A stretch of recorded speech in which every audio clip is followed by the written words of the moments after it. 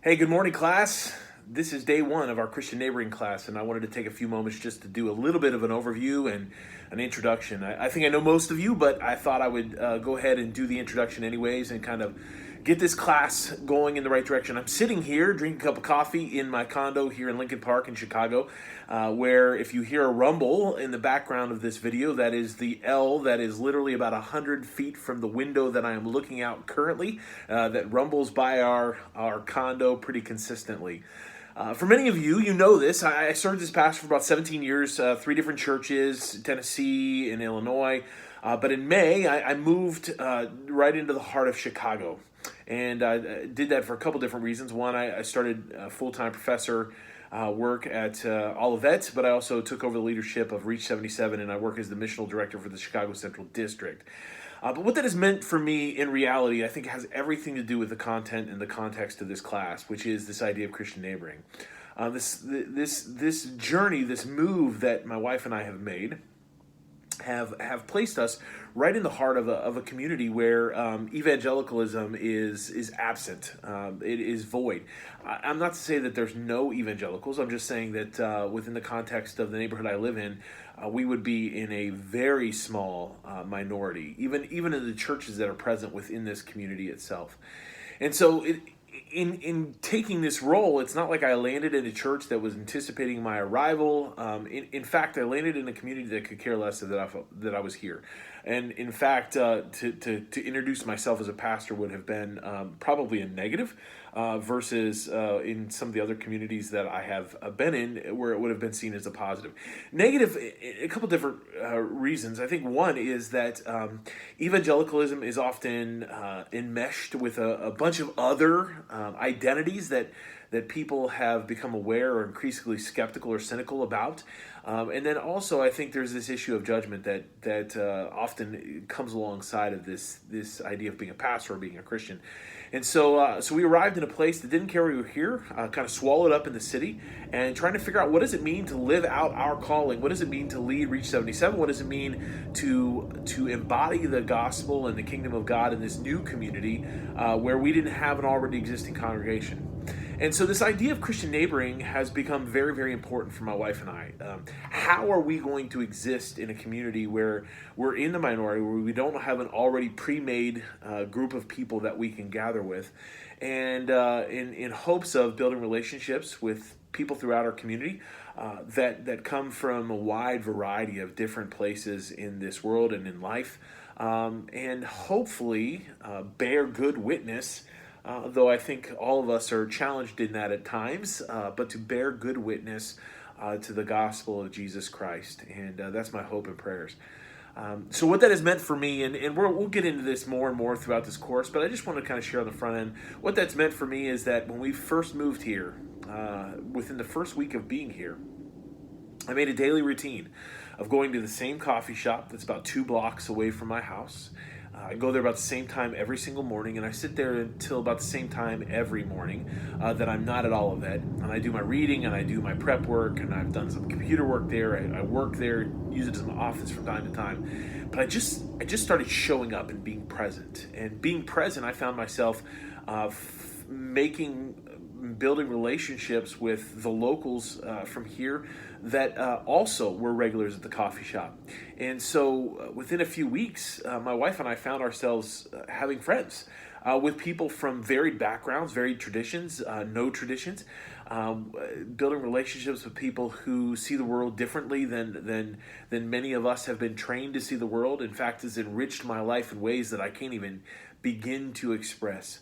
Relationships with people who have become dear friends. And I don't know that I'll ever pastor a church here. Maybe I'll plant a church someday. And I don't know that any of these folks would ever show up in the church that I would pastor.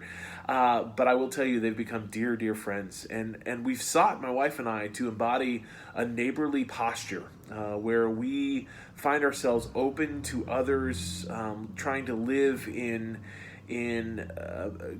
greater and greater measures of hospitality and love for those that we meet across our neighborhood and across this city. And it's really challenged me to reimagine my place as a believer in a part of the world that I've never lived in before, and in a part of the world where the assumptions of maybe that I could have taken for granted in the South when I pastored in Erin, Tennessee and Clarksville, Tennessee, those assumptions aren't valid here. And so the conversations are different. The anticipated outcomes of those conversations are different. People's fluency with biblical literature or biblical ideas is far different than maybe I've experienced in other places. And then also not having an already pre-made congregation that I could step into, we very much had to build community. And so we're at work trying to build that community, and that takes work. It takes diligence. You have to stay up on those relationships. It's too easy to have people sort of come in and out of your life and not be intentional about forging those friendships. But I will tell you, we've got friends who are who really cover the broad swath of religious and non-religious belief, who through our daily, weekly interactions with them continue to enrich our lives in just immeasurable ways, and prayerfully we've been given an opportunity to enrich their lives as well. And so really at the heart of this class is, what does it mean to embody the gospel within the context of our neighborhoods, taking seriously the neighborhood as a locus of missional engagement and kingdom advancement, or at least kingdom witness, if nothing else, to live the kind of life that is ultimately compelling. It's interesting. I was speaking with a good friend of mine who she avows no religious belief, and she said to me one day, we're sitting and having coffee, and I thought it was a very interesting conversation. She said to me, she goes, as far as I understand, there's only really two ways people come to faith. She said, number one, you're born into it, or number two, you have some sort of crisis that moves you toward it. And I said, I think those are two very valid ways. And I said, but can I add a third? And that third one that I want to add is compelling. I said, sometimes we come across people whose lives are so compelling that it's in the compelling witness of their lives that I find myself asking the question, what is it that they have that I don't, and how can I have what they do have?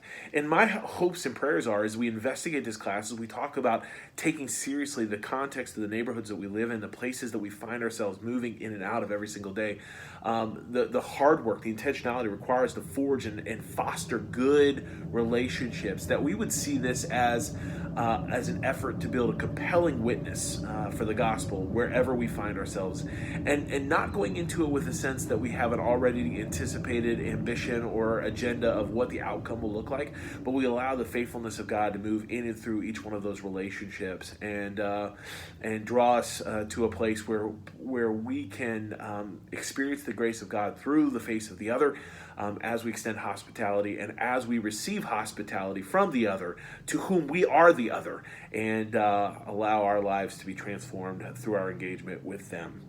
This is going to be a great class. If you've had me before, you know that my classes don't come without a little bit of work.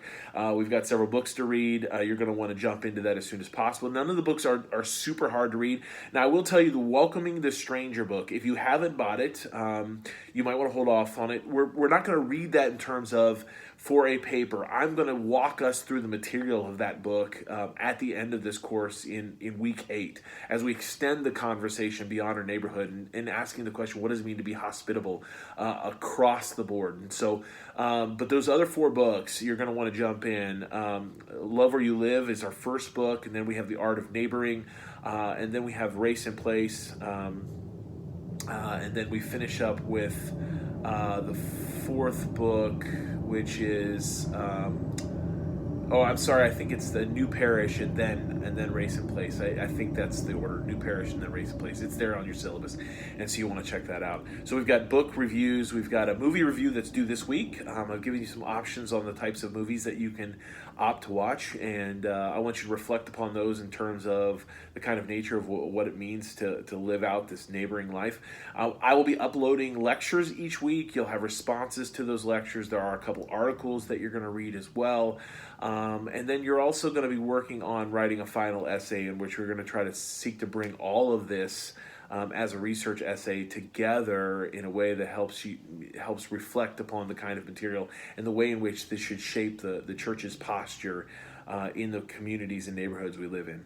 I want to give you one last story that I'm currently dealing with. And so this kind of gives you, when you start taking seriously this idea of neighboring and what role does the church have within a specific neighborhood, something like this emerges. And let me just tell you, so I do a lot of preaching out on Sundays, so my wife and I have had trouble finding and just landing in a church. There is a Nazarene church that we could attend, but it's about 20 minutes from us, 25 minutes. It's several neighborhoods over, and so the idea of not going to church in your own neighborhood has been a struggle for my wife and I. And so we found one. We found a church in our neighborhood that we started to really enjoy and really appreciated. But we found out they just purchased a building, and that building is about 25 minutes from our home. And so now my wife and I are left asking the question, what do we do about that? Okay, so we found a church where we feel like we can fit, like where we can be. It's consistent kind of with the much of who we've been in our worship and our identity. But they're moving out of our neighborhood. And so what does that mean for us? And so we could go there, but we also really want to be worshiping in our neighborhood, because if we build relationships with people who ask questions about where do I go or where can they go, I want to be able to lead them to a place that's just down the road versus taking them 20 minutes a few neighborhoods over. Does that matter in a city like Chicago? I don't know. I'm still trying to figure these out. So I'm going to be hashing some of this out as I'm working the material through with you.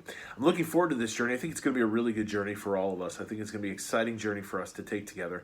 And I look forward to the input that you have in class and the discussions. I think, if you've had me, especially if you had me this last fall, I tried to be on the spot with the discussions and be a participant in the discussion rather than just an evaluator of the discussion. So please read the comments that I make in the discussions, and hopefully we can have an incredible set of conversations moving forward. Looking forward to the growth that we experience together, and let's have a great semester, and God bless you, and let's roll.